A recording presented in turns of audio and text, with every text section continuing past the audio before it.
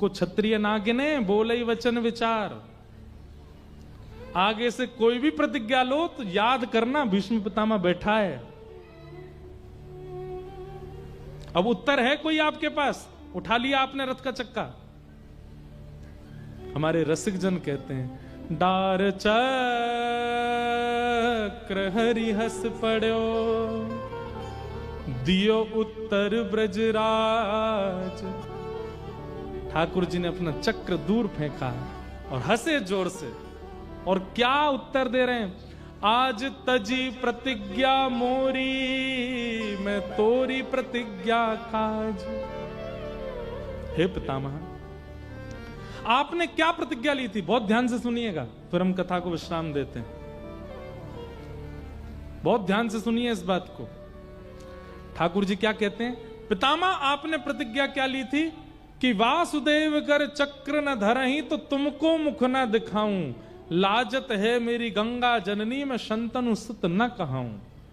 आपने प्रतिज्ञा ली थी कि अगर वासुदेव कृष्ण ने चक्र नहीं उठाया तो मरते समय आप पट्ट गिरोगे। मतलब अगर भीष्म पितामह बोलते हैं वासुदेव कृष्ण ने चक्र नहीं उठाया तो मैं मृत्यु को प्राप्त होऊंगा, और मरूंगा कैसे? मुख नीचे की ओर, किसी को मुख नहीं दिखाऊंगा अपना, पृथ्वी की ओर मुख करके मरूंगा। भगवान बोले, यदि पृथ्वी की ओर मुख करके मरोगे तो अंतिम समय में मेरा दर्शन करते हुए प्राण कैसे त्यागोगे? और अंतिम काल में यदि मेरा दर्शन तुमको नहीं हुआ प्राण त्यागते समय, तो तुम्हारी सदगति कैसे होगी भीष्म पितामह?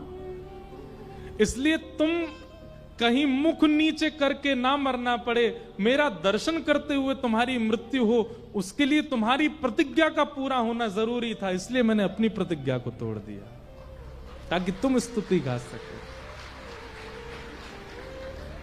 मतलब ठाकुर जी की प्रतिज्ञा तोड़ने में भी भीष्म पितामह की भलाई है। ऐसा निर्णय कौन कर सकता है जैसे श्री कृष्ण है।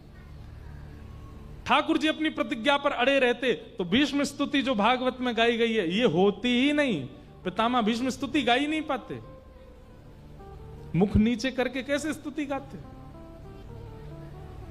भीष्म पितामह बाणों की सैया पर लेटे लेटे ठाकुर जी का दर्शन कर रहे हैं, ये भी भगवान की ही कृपा है भीष्म पितामह के ऊपर।